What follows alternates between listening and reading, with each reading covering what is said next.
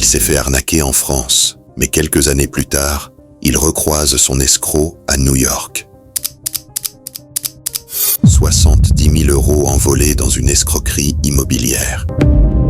C'est une histoire d'arnaque qui a bouleversé la vie de Julien.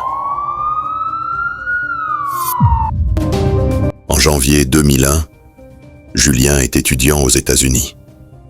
Après ses études, il décide de rentrer en France avec un rêve: acheter sa première maison. Pour financer ce projet, il fait confiance à un courtier, soi-disant professionnel. L'homme, élégant et sûr de lui, promet des taux incroyables et un montage financier rapide. Confiant, Julien lui verse plus de 70 000 €. Mais ce que Julien ignore, c'est que ce courtier n'est pas qu'un arnaqueur.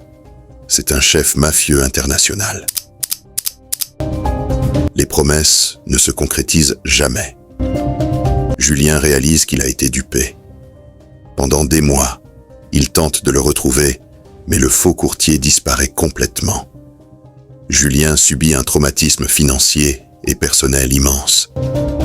Mais avec le temps, il apprend à tourner la page. Il se concentre sur son travail, profite de la vie et reconstruit son avenir. Les souvenirs de cette escroquerie restent présents, mais il réussit à avancer.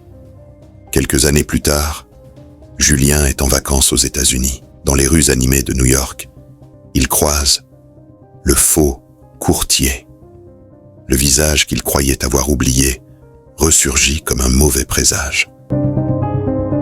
Julien, déterminé à récupérer ses fonds et à enfin faire payer le mafieux, tente de le confronter dans la rue. Mais le courtier, habitué à contrôler et à manipuler, ne tolère aucune opposition.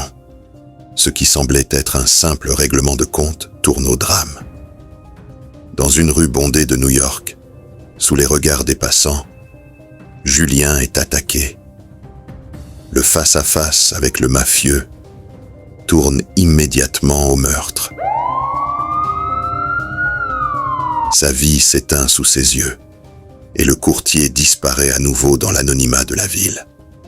Les rêves de Julien, sa jeunesse et ses espoirs financiers s'éteignent dans la violence. Rappel brutal que certaines escroqueries dépassent le simple vol d'argent et peuvent être mortelles.